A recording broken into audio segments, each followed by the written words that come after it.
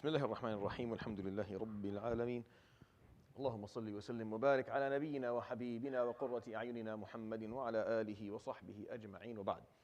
Tonight, inshallah ta'ala, we continue with the Tafseer of Surat Al-Haqqah, and we had stopped at ayah number 24 last week. In the midst of so Surat Al-Haqqah is just one continuous paragraph. It's not really, I don't see it to be divided in paragraphs. When I divide it into paragraphs, it's a little bit of a hypothetical division, because the surah starts by talking about Yawm al-Qiyamah, right? Al-Haqqah, Al-Haqqah, and whatnot, and then it just goes ahead and it just runs you through a reflection piece. So reflecting on this group of people, and then that group of people, and that group, and then it goes right to Yawm al-Qiyamah and starts going. So it's just an ongoing reflection. It's not really divided into sections, if that makes sense. And that's more appropriate for what it's designed to be, which is a major reflective piece.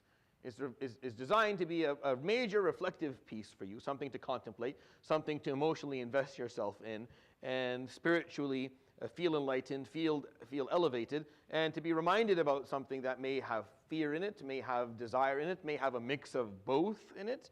The Muslim flies to Allah subhanahu wa ta'ala with a body and two wings. The body is of love, and the wings are desire and fear. So al-khashyatu, al-raja'u, wal-hubb. So without one of them, without a body, there's nothing to really fly with. Without one of the wings, you kind of flap your way down into the ground. So it doesn't really, and this is how we, and what I'm talking about here is about the spiritual arrival, or the spiritual journey that you have towards Allah subhanahu wa ta'ala. You need these pieces. So this is why Surat Al-Haqqah will talk about things that are scary. Talk about things that are beautiful. The person who's carrying the book in the right, which we talked about last week, and the amount of happiness and joy that this person is finding. So when you're reading these verses, you are reflecting, your feet, you're kind of emotionally going through that roller coaster where you're feeling moments of, looking forward to moments of beauty and joy, and moments of fear, and moments of dread, and moments of love, and that's how you kind of fuel yourself, so that you can get closer to Allah subhanahu wa ta'ala, which is what Surat Al-Haqqah, it gives you that dose. It gives you what you need in terms of that closeness and that close relationship to Allah subhanahu wa ta'ala. Without that, faith will be very dull. Faith can become very, very boring. And that's a big problem. If your heart is not invested in something, you will get bored of it quickly. Even if you're able to stomach it for a while, even if you have the ability for to hold on for a couple of years or so, but if your heart continues not to be in it, it's just a matter of time before you quit and you let go. Which is why without this piece of wa'adh, of spirituality, of closeness, of emotional investment, the emotional dose that you require, things become very difficult. The Sahaba, if it wasn't for the fact that the Prophet ﷺ helped them feel, he helped them experience feelings, true emotions, in a way where they were not truly vulnerable in front of others, in a way where they were safe. And at the same level, they were finding truths in their lives. The Arab, I don't know if you know, this is a little bit of a rant that may not be fully, it's connected, but it may not be reflected here in depth. But if you've ever, the Arab were a very rough group of people. They're a very rough group of people. And understandably so, because they're living in the desert where the climate and the environment is very rough. So really, the only way to survive was to be rough. If you were not rough, you were going to die. If you were, you were too soft, then you were going to die. Even if you're an artist, if you were too soft, you're going to die, unless your parents were filthy rich and extremely powerful. And even then, if your parents wanted you to survive, they would equip you. Meaning, like all of the noble men and noble women were fully trained in the art of swordsmanship and archery, and riding horses, and war in general. Like they knew how to do it. And if you look at the noblemen of Quraysh, like the people who were born in the fanciest homes with the most money, they knew how to fight, and they knew how to fight well, because their parents knew that they wouldn't survive. Today, it's not the same. It's not your muscles that are going to get you anywhere. Right? Like muscle is not, there's law, and it's actually your brains and your ability to to be innovative and to be creative. And that's what's going to get you places. And your commitment, your professionalism, and your work ethic, it's not really your muscle. But for a lot of, for living in Arabia, it was that physical aspect that was going to get you places. So the Arab were not a very emotional group of people, for sure. And if they were, even those who were, they were trained very well not to express that, not to show it to others. Which is, for example, the Prophet ﷺ, a prime example in the hadith of Imam Bukhari and Muslim, where he's sitting ﷺ with Hassan or Hussein, and he is hugging them and kissing them and rolling around on the ground with them. They're children. And one of the Bedouin men would come by to give bay'ah, like to accept Islam. And so the Prophet ﷺ sits up and he offers the bay'ah. And he's holding Al-Hassan or whatever, one of his grandchildren in his hands. And the man, after he does the bay'ah, he's watching the Prophet ﷺ tickle the kid and kiss the kid and play with the kid. فَقَالَ تُقَبِّلُونَ أَطْفَالَكُمْ You kiss and you hug your kids. إِنَّ لِي عَشْرَةً مِّنَ الْوَلَدِ مَا قَبَّلْتُ وَاحِدًا مِّنْهُمْ قَطْ I have 10 kids, I've never kissed one of them once. فقال عليه الصلاة والسلام وما أصنع إن كان الله قد نزع من قلبك الرحمة. And what do I do if Allah subhanahu wa ta'ala has ripped all compassion and mercy out of your heart? Like what is it? What do I do for you if you have no rahmah in your heart, that you don't feel this? So this was not unheard of or weird. It was very common actually for Arab men and women to be rough. And this is not even, I don't need to go back in history to 1400 years to show you examples. If you have a parent who grew up roughly somewhere in the Middle East, or a grandparent, go see. They're rough individuals. They express love in a very, sometimes the men don't express love at all. They will never say the word, ever. They'll live and die, never say the word. They feel it for sure. For sure they feel it. We're not taking away from them the fact that they felt love. No, for sure they felt love. But just the expression of it was not something that they were comfortable showing. And when you can't express your emotions appropriately, it's a build-up, it's a backup actually. And it takes away the ability for you to actually enjoy what you're doing in life. And the Prophet ﷺ was someone who wore his heart on his sleeve. He was very quick with a tear, ﷺ. He felt other people's pain, and he didn't feel the need to hide that when he was being told a story that was sad, or he witnessed something that was sad. He mourned with people, he cried with people, ﷺ. You came to him and you were upset about something, or something horrible had happened to you and you're in tears, he would be in tears with you, ﷺ. He would comfort you. He didn't feel that was a problem. The Sahaba, it took them a while to actually come around with, a lot of them didn't come around. A lot of them never got over that piece. They were able to get their dose of spirituality regarding their relationship with Allah subhanahu wa ta'ala, but not outside of it. They weren't able to express it outside of it. They would stand in prayer and have khushu', but they couldn't do it outside. They weren't able to do it because it was a very specific learning process that they went through. For example, when Sayyidina Ibrahim, the son of the Prophet ﷺ, passed away, he was 6 months old. And the Prophet ﷺ was granted Ibrahim when he was 61. He was an old guy, and he didn't have any male children. And obviously the wisdom of Allah subhanahu wa ta'ala was the Prophet ﷺ was not going to have male children, and that his lineage was going to continue through his daughter Fatima, Zahra alayhi salam. The rest of his children would not have lineages that would continue. And through Al-Hasan and Hussein specifically, his lineage was continue alayhi salatu wasalam. And there's a lot of wisdom in why that's the case, and this is not the halaqah for me to explain why, but it's a very important, interesting thing that occurred. But he didn't have that male child, and then he had Ibrahim at the end, and he was so happy with him. He would go around showing him to the Sahaba, knocking on the door when he was born, showing him, "This is my son Ibrahim." And then he died 6 months later. And the Prophet ﷺ was absolutely heartbroken, and he would sob. And Ibn Mas'ud was going around apparently telling people to stop crying, and to suck it up, and khalas, Umar. And he finds the Prophet ﷺ crying. فيقول يا رسول الله حتى أنت. This is the wording in the collection of Imam Ahmad and Tirmidhi. Even you. And I thought I was telling people to stop crying. تبكي يا رسول الله. Why are you crying? فقال يا ابن مسعود. And then he said the famous wording that we all know. إن العين لتدمع وإن القلب ليخشع وإنا على فراقك يا إبراهيم ولمحزونون ولا نقول إلا ما يرضي ربنا. Indeed, the eye will shed tears, and the heart will feel sorrow and pain and agony. And I am indeed saddened by the departure of my beloved Ibrahim. But I will only say that which will please my Lord. I'll never say anything that will displease Allah subhanahu wa ta'ala. I have no objections. I am completely content with what Allah subhanahu wa ta'ala has chosen for me. But I'm sad. And he had no problem expressing that, alayhi salatu wasalam. And the Sahaba learned to do this. They would sit, and when he would give them when he would talk to them about Yawm al-Qiyamah, or talk to them about Jannah wa Nar. They would كانوا يبكون حتى يخضلوا لحاهم.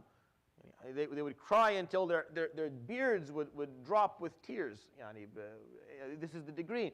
And the famous hadith of Hanzala, when Hanzala would leave his home saying nafaqa Hanzala, Hanzala is munafiq. He's talking about himself. He's Hanzala. He's walking around saying I am a big hypocrite. Hanzala is a hypocrite. I want you to know. So he's walking around saying this, and Abu Bakr is like, what are you doing? قال نافق حنظلة يا أبو بكر. Hanzala is a hypocrite. فقال ما explain. فقال نكون, this is what he said, and this is why I'm telling you this story, because of what he said. فقال نكون عند رسول الله عليه الصلاة. We'll be sitting with the Prophet عليه الصلاة والسلام. فيحدثنا, and he speaks to us. فكأننا نرى الجنة والنار بأعيننا. It's as if we can see the Jannah and the Nar with our own eyes, meaning we're in a heightened spiritual situation. We're in this position, the spiritual state where we are heightened, where we're experiencing emotions we've never experienced before. We feel totally connected. All we can think about is Allah subhanahu wa ta'ala and His reward and His punishment. We're totally invested. And then we leave. فَنَذْهَبُ إِلَى بُيُوتِنَا, and then we go to our homes. فَنُعَافِسُ أَزْوَاجَنَا, and then we go and we start fighting with our wives. وَنُعَافِسُ أَزْوَاجَنَا وَأَطْفَالَنَا وَبَهَائِمَنَا, and then our children, we fight with our children, and then with our animals like the goats. And then he's like, all of that is gone. And now I'm yelling at my children, and I'm trying to hold down the goat, and my wife's yelling at me, and I'm like, it's chaos at home. What is this? I'm with the Prophet alayhi salatu. I'm like, and then here, he thought that was a problem. To him, he thought that was a problem. And Abu Bakr, of course, took Hanzala and went to the Prophet alayhi salatu wasalam. There's an own hadith. He told the Prophet alayhi salam, نافق Hanzala ya Rasulullah. Hanzala is munafiq. He asked him why. He told him the same thing. فقال عليه الصلاة والسلام لو كنتم في بيوتكم كما تكونون عندي لصافحتكم الملائكة بالطرقات. If you were able to be at home the way you are here, then you would be one of the malaika. You wouldn't be a human being. And the malaika would see you and shake your hand and you'd be one of them. Because you would be hovering above the earth. You wouldn't be walking on the ground anymore. Because you're not human. Because you're not human. If you're able to be at that same heightened spiritual state like the malaika, that's how they feel all the time. And they're always there because they're always in the service of Allah and they're always in close connection to Allah subhanahu wa ta'ala. Then you wouldn't be human. وَلَكِنْ يَا حَنْظَلَ سَاعَةٌ وَسَاعَةٌ. But Hanzala, it's an hour, and again, it's sometimes you get that heightened experience, and sometimes it's the pragmatism and the practical aspect of just being alive, and all the problems that come with that, and you're dealing with daily issues. And so this is by design. Like by design, the Prophet ﷺ explained to us basically that this is how it happens. You're not supposed to always be in that state. You can't technically because life won't allow it, but you have to experience it sometimes. Today, the problem is people never experience it at all. They don't experience it at all. They don't get that closeness. There's an emptiness. There's this empty space inside of them. It's a void. It's a void that it actually absolutely kills you. Absolutely eats away at you. It's one of the most painful things ever. It's just that emptiness that you feel on the inside. And that emptiness is what Surat Al-Haqqah and the examples of it, which is that wa'al, that spiritual dose, is designed to offer you, where you reflect emotionally on things that have happened in the past or things that are going to happen in the future or your personal experiences or the experiences of others, and you allow them to emotionally affect you. There's nothing, it's very therapeutic, it's very healthy. We're scared sometimes of our emotions, so we don't want to, that's why we avoid sometimes listening to difficult stories or avoid watching a sad part of the news or something, because we don't want to subject ourselves to sadness. We think that we're protecting ourselves that way. When no, subject yourself to these things and allow yourself to feel. And if you need to cry, then you need to cry. And if you need to take a few moments and feel life and what life carries within it, then there's nothing to be, there's nothing embarrassing about that or shameful. And when you do that, you're more able to actually experience what Allah subhanahu wa ta'ala talks about in the book. And when you hear Him talk about His grace subhanahu wa ta'ala, you can be moved. And when you hear Him talk about Yawm al-Qiyamah, you can be moved. When you hear a story that'll move you, you can be moved. And that aspect will allow you to hold on to your deen longer. The fluctuation of people in and out of masajid, it comes from this problem. And I've been between these walls and other walls for a very long time.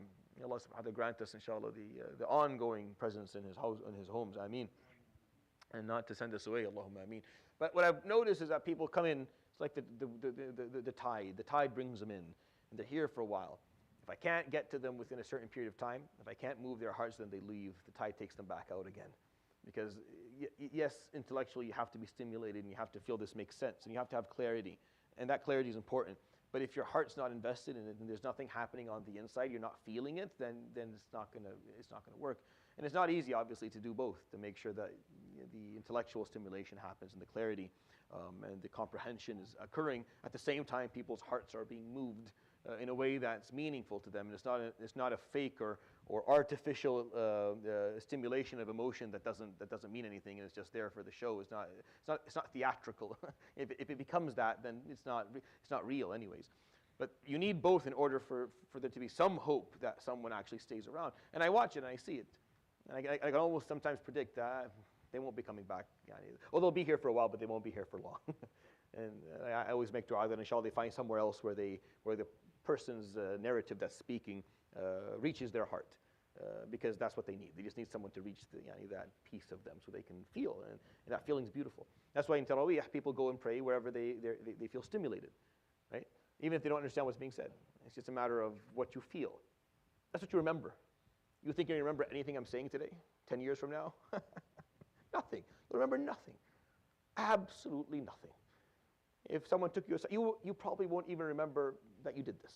But you may remember if you had a feeling. Like you've had a good feeling, you may remember the feeling. You may say at one point, oh yeah, it was nice. I like that place. Yeah, I don't know, it had a nice vibe. Like you'll say something that's not even tangible. Like it was a nice vibe, and it felt nice to be there. You won't even be able to explain exactly when or why or who. It's not clear. Because what we're stuck with is our feelings, really. Like people in our lives, that's how we describe them. You don't remember every detail of everything they told you, but you remember how you made me feel. You remember how they made you feel. That's actually how you judge them. That's how you celebrate them, or maybe the opposite is based on what they made you feel, and that's it. When it comes to parents, or it comes to grandparents or people, it's just what feelings did they leave you with, and you don't care.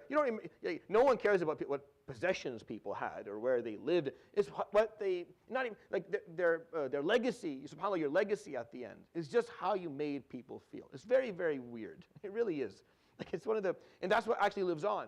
Like one of the, for example, the Arabs knew this. The Arabs, it's funny how wise they can be and how pig-headed they can be sometimes. Like when you study Arabic history, like pre-Islamic history, it's one of the weirdest things ever. I still have not been able to, figure out or decipher this code that they've got. Because when you listen to some of the wisdom that they share collectively, it's extremely profound. It's very, very intelligent. And then you watch some of their behaviors and it's really, really dumb. And it makes no sense at all. And it's almost like there's a schizophrenic effect like that exists within the society. And who's one of the most famous people in Arabic history was a man by the name of Hatim al-Ta'i, right? Probably one of the famous people to ever live in Arabia altogether. Why? Because he was really generous. Like there were poets who wrote some of the most important pieces of literature of the 7th century and 8th century put together, like pieces of poetry that live on today as probably some of the most amazing pieces of literature that were written. And yet Hatim trumps them. There are kings who conquered, and Hatim's name still trumps them. And Hatim didn't do anything, aside from being just ridiculously generous. As in, if you came to his home, you felt like you were a king entering your palace. He did everything for you. He made sure that he made the biggest deal in the world for your presence. And يذبح لك الجمل, and he will little stuff, he'll stuff a chicken into a goose, and a goose into a lamb, and a lamb into a cow, and a cow into a camel, and then he'll grill them for you and put them for you to eat. Why? Because he just come on. And that actually not only became something, not only did it leave a beautiful feeling in people's hearts, it also became famous. And people started talking about it. He became famous because of this. And it's all based on just what he did to make people feel. So the Quran, and the reason I'm saying this is because the Quran, a third of it is designed to do this for you. Like a third of the Quran is designed to help you emotionally reflect on things, contemplate, and it's there to move your heart. And a third, obviously, is the intellectual stimulation that we require, meaning explaining things to us in a logical manner, the rationale being very clear, the thought process being solid and sound. But a third is just that emotional investment. If you miss that piece somehow, If you miss it, then it's hard for you to continue. Like it's hard for anyone to continue, really. The opposite is that if that's all you got, and the intellectual piece isn't there, then it's just a matter of time before life hits you with one of its curveballs, and then you're struggling because you don't know how to answer the basic questions of stuff, and you get lost in it. So neither are. I'm not saying both approaches. If you miss either of them, then you're in trouble. But what I'm seeing today, because of how materialistic our life is, because of how materialistic everything is, because how focused we are on money, on figures, on appearances, and how much stimulation there is on a daily basis. You're stimulated, like you're watching, you're on your phone a lot, and they're sharing with you like a lot of things. Too much input is coming in, and that shuts down. Your heart shuts down when it's too much. Too much pain you can't handle. Too much joy you can't handle. Too much information you can't handle. And that just makes it harder for us to invest ourselves emotionally in anything because we're just overburdened and overloaded. And that's just my rant on this topic, because I really do feel that it's an endemic. It's endemic within our community. This is not how. Like if you had what we experience as Muslims today in our masajid is not representative of what they experienced back then, right? There are missing pieces. No matter how hard we try to fill this up, we can't get it all. Because why? Because there's a connection piece that's missing. People's hearts were much more connected to Allah. So when salah happened and someone recited the Quran, people more, like the percentage of people being moved by what's being recited was much higher. Today it's like around 0% or something, right? Like it's almost the reciter and those who are listening, it's just nothing, right? But back then, no, you had a much higher percentage of people who are moved by it. The celebration, the singing of Allah subhanahu wa ta'ala's praise. When Allah's name was spoken, or the Prophet alayhi salatu wasalam's name was spoken, people were much more vocal about that because it was meaningful. It wasn't a show. It was actually something reflecting how they felt about Allah subhanahu wa ta'ala, about His Messenger alayhi salatu wasalam, about everything else that was involved.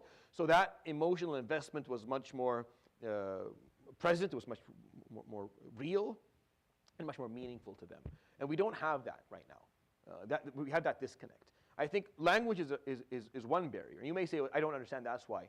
I can tell you that's not really why. Because I can show you a lot of people who know exactly what it means and are standing there with the same experience. Right? So there's something else that's missing here. There's that ability to reflect emotionally on what's being said. That is a skill, wallahu alam. That is a skill that either you build with time or you don't. Or you figure out and you learn or you don't. And a part of that, obviously, is learning Islam appropriately. Learning the reality of things and learning really how you're supposed to deal with it. Deal with life and deal with this information that you're being given.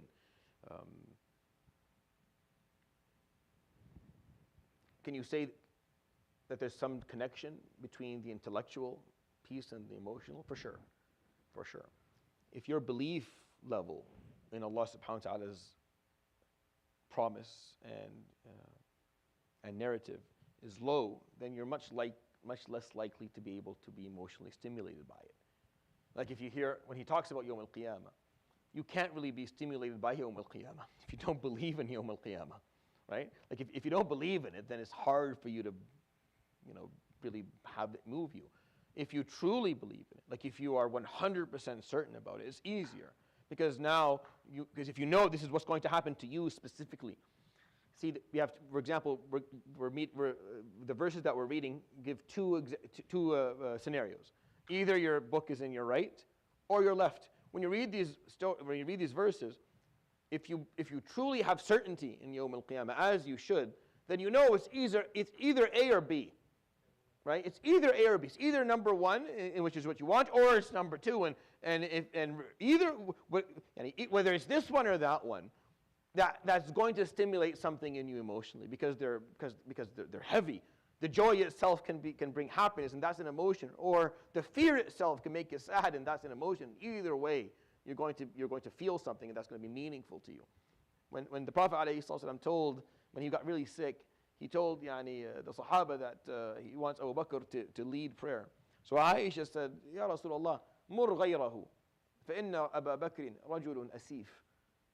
command someone else to do this. Abu Bakr is a very sad man. Like Abu Bakr can't read verses with people, when people can't understand what he's saying. Like he gets so emotionally, and he can't understand a word, like ever. Like it doesn't matter whether you're praying alone or praying with people or what time of the day or what time of the night. Abu Bakr is always in tears as he's crying. You can barely understand a word. People aren't going to enjoy it because they can't hear him and they can't understand him. And he got upset, alayhi salatu wasalam, with her, and he told her, don't, because it was an important moment. Like giving Abu Bakr the imama of salah was very important because it was going to affect things later on. Aisha didn't see that. She was objecting on something else, and he's like, just don't, no. Don't say anything right now about this issue. You're going to cause like a musibah if you try and change this. So she let it go. But this was Sayyidina Al-Khattab. You see the guy, imagine a man big as the door, big as that door. Walk in that door, you feel it. Truly, this is how he was so large and strong that he would be walking down the road, and when he was Amir al-Mu'mineen, and he would have a couple of shabab, and he just, he's a celebrity and in every way. So they're walking behind him, just seeing where he's going, and he would hear people walking around. So he'd turn around to see what, and they would all get scared. And he would say, أَظَلَمْتُكُمْ بِشَيْءٍ? Are you here because I've mistreated you somehow? فَقَالُوا لَا يَا أَمِيرَ الْمُؤْمِنِينَ. No. So he said, فَمَا أَخَافَكُمْ? Then why are you scared? فَقَالُوا هَيْبَةً لَكَ. Your hayba. Hayba is a word that I don't even know how to explain in English language. I don't know what it means. Reverence maybe is the best word for it. I don't know. Just when someone just has that presence, that commanding, strong presence where you just feel humbled by their existence. فَقَالَ اللَّهُمَّ زِدْنِي هَيْبَةً. Oh Allah, increase my hayba then. If it's that, then I'm okay with it. He had 2 lines on his face. Like there was 2 discolorations in his face. Like his skin color was light, like the Prophet ﷺ. They were pinkish in their color. But there were 2 lines, like discoloration. It wasn't like this one here. It wasn't because his cholesterol was high. It was just a line, and these lines were from the tears. When he cried all night, after years, then the color of his face changed. They saw that you could see visibly in his face the 2 lines from his tears, radiallahu anhu. And Al-Khattab was a rough man. Out of all the men that you would meet, he was rough. The Sahaba were scared when he became the Khalifa because like they didn't want him to be Khalifa because of how rough he was. Kan Shadid radiallahu anhu. He was very, very strict with everyone. And then subhanAllah, he accepted the Khilafah and he became Rahim like the Prophet alayhi salatu wasalam. He started worrying about sheep not having place to walk in a different country. He started to worry about little things because he felt responsible. But the Prophet alayhi salatu wasalam managed to teach them the art of being in connect with their own emotions. He taught them that. To me, that is the biggest miracle of all. Like, you'll study him, and you'll study the Quran, you'll study Islam, and you'll see all these amazing things that happen. To me, like if you really want what I'm impressed by, how he took the roughest, most rugged group that you can imagine and teach them to become people who were intact and connect with their emotions and would sit at night with their hands up crying in tears and tears every night of their lives. And when they hear the name of Allah, they get worked up. When they hear his name, alayhi salatu, they get worked up. That I don't know how he did that, alayhi salatu wasalam. Because I don't know how to do that. Because I can't help people with that. I don't have he did, alayhi salatu wasalam. He would put his hand, we have like maybe 5 ahadith, where someone would come to the Prophet alayhi salatu wasalam saying the following, he would tell you this in the wording, right? وَفَمَا كَانَ مِنْ أَحَدٍ أَبْغَضَ عَلَيَّ مِنْهُ. I hated no one in the world more than him. قال فما أن وضع يده على صدري. And then he would put his hand عليه الصلاة والسلام on someone's chest and pat him down. Or قال فما يرفع يده إلا وهو أحب الناس إليه. He doesn't move his hand off me except he's the most beloved person to me. Now how he affected people that way, how he was able to open up these closed hearts, how he's get to these 50-year-old, 40-year-old rough Arabian men who literally who called their children sakhr and harb, and war and boulders, made them men who would sit there in tears all night. I don't know. That I don't know. I have no idea how he did that, alayhi salatu wasalam.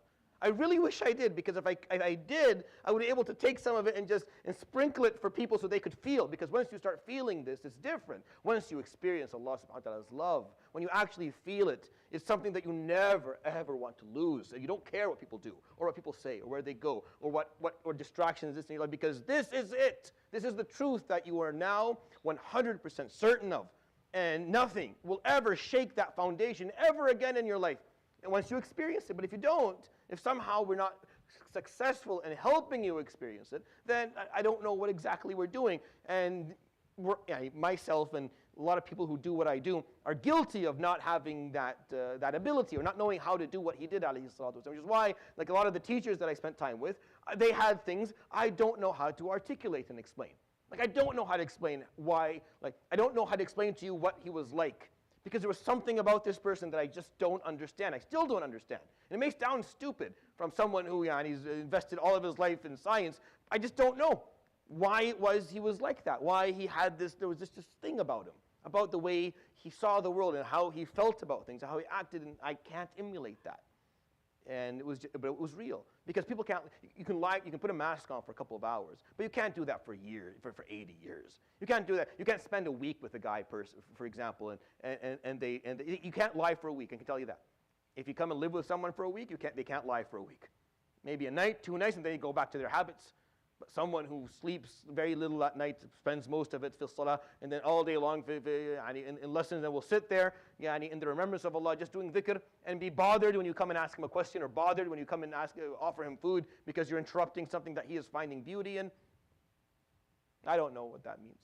That's beyond my ability to comprehend. But this is what he did, alayhi salatu wasalam. And he was able to take these individuals one by one. It's really interesting, one by one, and move them and transform them in a way where for the rest of their lives, they would always have that. And that's why they were able to do what they did. This is why Islam went from Arabia, and in 30 years, it was the biggest empire that the world had seen up to that moment, spreading over 3 different continents, encompassing what is today over 35 countries. How? It's just the people, it was that passion that they had. Real passion, meaningful passion that is aligned with that which makes sense is very a powerful tool. It's very, very powerful. And we're not producing it in our masajid. I think mainly because people like me aren't, not good enough. We need better speakers and people who know what they're doing more and have more knowledge and have more ability to connect with others. I honestly and sincerely believe that in my heart. Because if you can get that done, if you can actually connect with people, you can get them to feel the beauty of what actually is there. And that soundness of the argument, then you have set them. They're set. Khalas, they're set. There's nothing left. The argument is sound, and it's real to me. It's real. I stand. This is why you like Ramadan a bit. The reason that you look forward, you enjoy Ramadan, is because you get a whiff of it. You get a whiff of closeness. There's like a few moments there in the dua or during a certain prayer or a sujood where you feel something that you haven't felt in a long time. That means something. Sometimes you go through the whole month and it's just like maybe 5 minutes or less, maybe even less than that, where you feel this breakthrough that's very meaningful to you. And that sometimes can set you for the whole year until the next Ramadan comes by. But it's not healthy. No, imagine living like that daily. Imagine that being easy and quick and close. And you read these verses and they move you. And now you feel motivated to be better. Not motivated, like not moved in a negative way where you feel depressed. And no, not that type of emotion. Not the emotion that's going to ruin you. No. Talking about the emotions that will motivate you to do something beautiful. And that's what Surat Al-Haqqah is. Like within this juz' that is teaching us da'wah, you need a certain amount of knowledge in Surat Al-Mulk, a certain amount of ethics or ethical standard or code of conduct in Surat Al-Qalam. Then you need a certain amount of emotional, spiritual investment. If you don't have that, then I'm sorry. The science, the knowledge of it, and the ethics of it, after a while, become a little bit stagnant. It's hard to hold on to them, especially within the world that we live in, where tornadoes of fitness. Tornadoes of turbulation around you at all times. It's the easiest thing to go astray. It absolutely requires no effort at all. It'll come to you. It will present itself to you. All right, we'll start with ayah number 25, inshallah ta'ala. In Surah Al-Haqqah. أعوذ بالله من الشيطان الرجيم. بسم الله الرحمن الرحيم. وأما من أوتي كتابه بشماله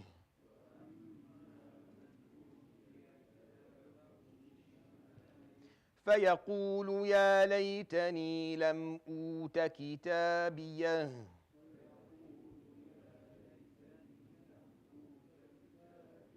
وَلَمْ أَدْرِ مَا حِسَابِيَهْ يَا لَيْتَهَا كَانَتِ الْقَاضِيَةَ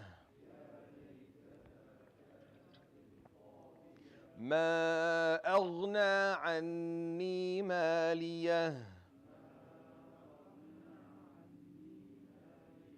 هَلَكَ عَنِّي سُلْطَانِيَهْ.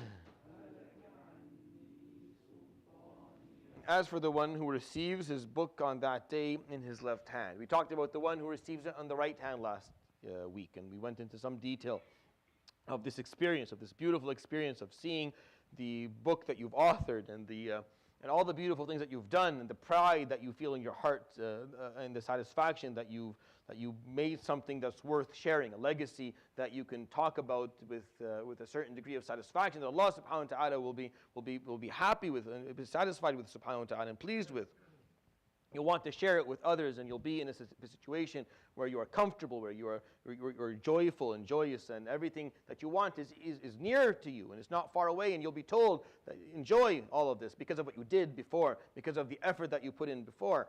And Allah subhanahu wa ta'ala, even though we know that nothing we do is worthy of Jannat al-Na'im, nothing that we do can be a price tag on Jannat al-Na'im, but Allah subhanahu wa ta'ala, to make sure that you're psychologically happy, will tell you, no. What you get here in Jannah is because of what you did. Because you did well. You earned this. Even though we know we didn't earn it. There's no way to earn it. There's no equivalent to this, to what Jannah is. There's no equivalent to it. I have nothing to give him back anyways. But he'll say that to you so that you feel accomplished in Jannah. You don't feel like, oh, I didn't deserve this, but I got it anyway. No. He doesn't want you to feel that way. He wants you to be there and feel that accomplishment and that beauty of doing something great. As for the one who receives his book, bishimalihi, in his left hand, فَيَقُولُ, once he goes through that book and he sees what's in it and what's highlighted and what's not forgiven and what's emphasized and what's in bold, and what's taking up a full page, and يَقُولُ يَا لَيْتَنِي, I wish لَمْ أُوتَ كِتَابِيَهْ, I was never granted a book to begin with. What he means by that, I wish I was never worthy of judgment. I wish I never lived a life that was worthy of being recorded to begin with. Like I wish I wasn't mukallaf. I wish I wasn't a human being. I wish I was just one of those creatures that were never destined to carry a book, or what they did didn't matter, or they just didn't have the intellectual, mental capacity to ever, for anything that they did to matter to begin with. I wish I was never, this wasn't a part of my story. لم أوت كتابية ولم أدري ما حسابية, and that I never saw this day of reckoning. Al-Hisab is when you're held accountable, or it's the reckoning. ولم أدري, meaning I never knew anything about this. And I wish that I was never a human being to have a book to begin with, and that I never experienced a reckoning altogether. يا ليتها كانت القاضية. See, the word ya layt means I wish. And the Arab uses it in a way of hasra. They use it when they are in a state of regret and remorse. They'll say, ya layt, I wish this or I wish that. And the first one is what he wishes for himself. He wishes he was never granted his book to begin with. Some scholars do tafseer of this and say, lam uta kitabiyah, they mean by that I was not granted my book in my left. And that the word in my left is deleted, understood by context. And that's a reasonable translation or explanation as well. Both of them work fine in the context of these verses. يَا لَيْتَهَا كَانَتِ الْقَاضِيَةَ, I wish that death was the final blow. I wish that death was the end. Al-Qadiyah, when you end something. Qada alayhi, you ended it. Demolished it. It's not going to ever exist again. Ya laytaha, he's talking, I wish that she, her, he or she is death. He's talking about death. I wish that my initial death ended it. Kanat al-Qadiyah was the final blow, where nothing happened after it. Ma aghna anni maliyah. Where is my wealth to help me today? Ma aghna, how has my wealth helped me today? It's a moment of realization on the Day of Judgment that, nothing really that you valued in dunya has any value yawm al-qiyamah. If you valued the wrong things in dunya, it's going to be very, very painful. If your heart was caught up, right, on one thing, on wealth and possessions, then Yawm al-Qiyamah is going to be very hard, because your heart was held on to that, and now you find that which your heart was very invested in, you're passionate about your wealth, you're passionate about your possessions, you're passionate about your career, and then you find it doesn't matter. Like it doesn't exist anymore, and it's not helping you anyway. It has no value. You have there's nothing to flash.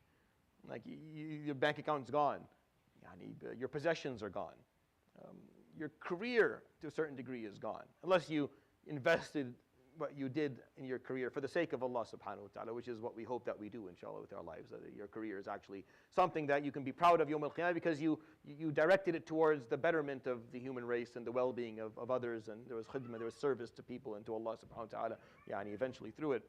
Aside from that, there's no value to it. مَا أَغْنَى عَنِّي مَالِيَهْ. What has my wealth helped me with today? أَغْنَى عَنِّي. How has it made me independent?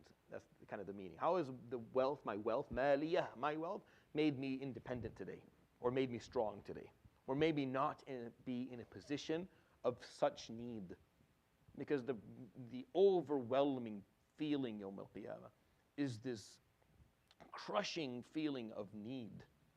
You recognize how truly weak you are, how truly isolated and alone, how there is no one who can help you at all. And that feeling is absolutely devastating, because there's nothing equivalent to it. Like, you may have felt isolated in life, in dunya, for a while, or you felt that loneliness in dunya, but it's nothing in comparison to what it feels Yawm al-Qiyamah.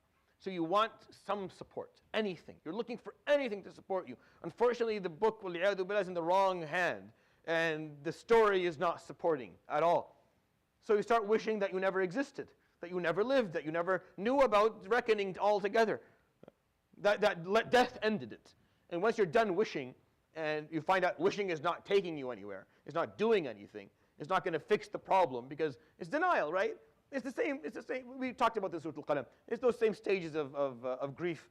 They deny it at the beginning. I wish this and I wish that. Once he figures out you can't wish anything, it's not going to change, he starts getting upset. Where is my wealth today? Why isn't my wealth helping me?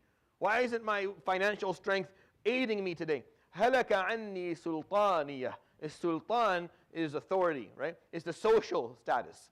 The Quran always talks about both. And maliyah is your financial status, and sultan is the social status, because you had authority, you had people listen to you. هَلَكَ عَنِّي. It has left me.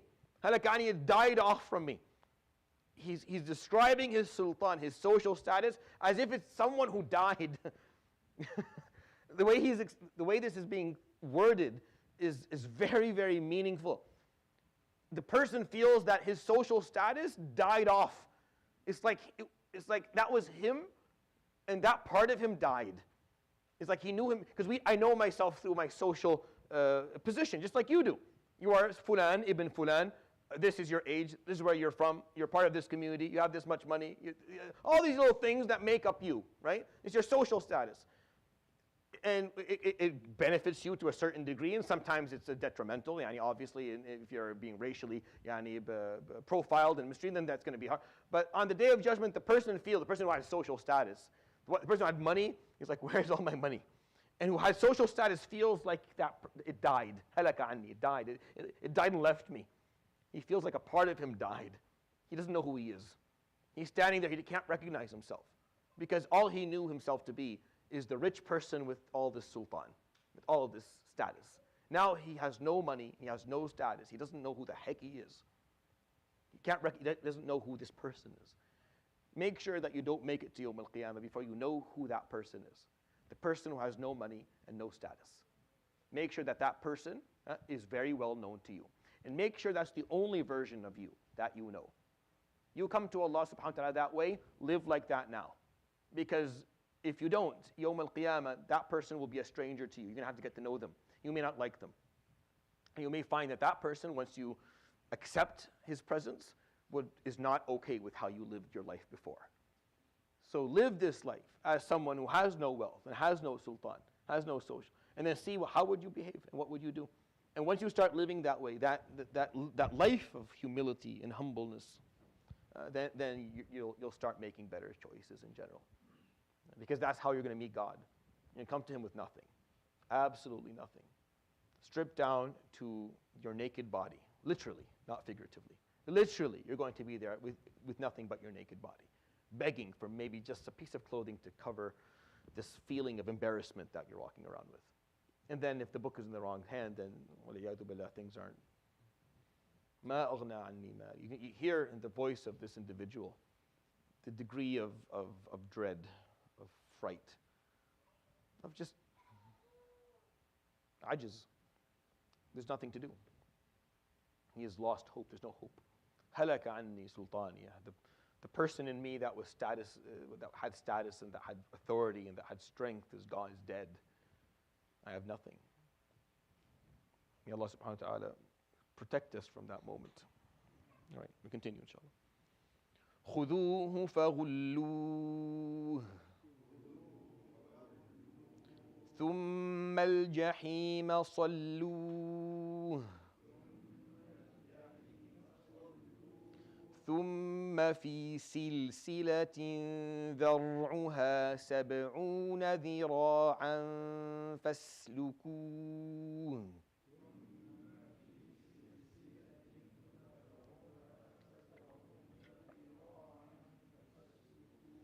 إنه كان لا يؤمن بالله العظيم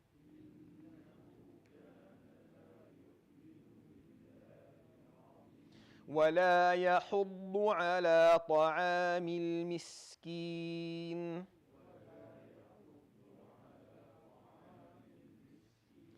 فليس له اليوم هاهنا حميم ولا طعام إلا من غسلين لا يأكله إلا الخاطئون.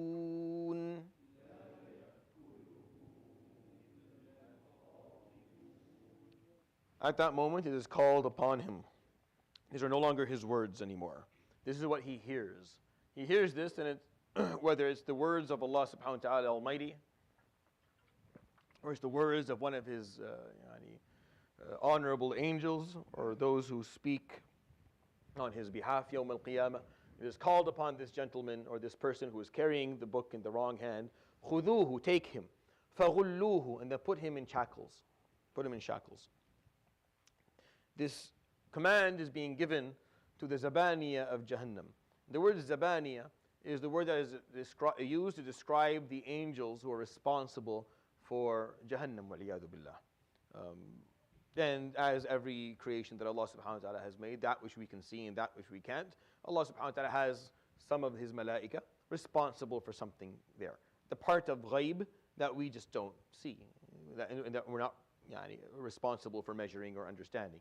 But there's an aspect of everything that Allah subhanahu wa ta'ala has created that has a ghaib to it, that has an unseen part, has an essence or a batin, where the malaika have some responsibility that they're given by Allah subhanahu wa ta'ala. And Yawm al-Qiyamah you get to see that. Yawm al-Qiyamah, because Yawm al-Qiyamah, the ghaib and the shahada, they fuse, they merge together. They come together. There's no longer any ghaib, really, aside from Allah subhanahu wa ta'ala, the Almighty himself. Aside from that, all the ghaib, all that which was unseen, that you don't have access to, the jinn and the malaika and everything that you did not know, you couldn't measure or now is actually physically observable to you. You can see it. You are now experiencing it. So the malaika, the zabani are there. So it's called upon them. خُذُوهُ, take him. وَالْعِيَاذُ بِاللَّهِ فَغُلُّوهُ, and then put him in shackles. ثُمَّ الْجَحِيمَ صَلُّوهُ. التَّصْلِيَةِ, صَلَّى here is different than pray. It's not from the origin of prayer. It's from tasliya, which is a little bit different. And the origins are the same, but it's a little bit of complicated linguistic hula hoop. But salluhu is have him enter somewhere in a state of humility. Now, the connection between tasliya and salah is salah, in its essence, is a state of entry, like where you enter into Allah subhanahu wa ta'ala's presence, and you have to be in a humble. Right? So you have to be in a state of humility, but it's not a mandatory one. It's something that you choose. Like you choose to be humble in salah and close to Allah. Salluhu, meaning force him into a state where he is humiliated. ثُمَّ الْجَحِيمِ صَلُّوا. Al-Jahim is one of the words that are used to describe the hellfire. And the word Jahim in Arabic is any place that is unbearable. The word Jahim in Arabic is any place that is unbearable, where you cannot stand it. You can't put up with it. It's not something that you can manage.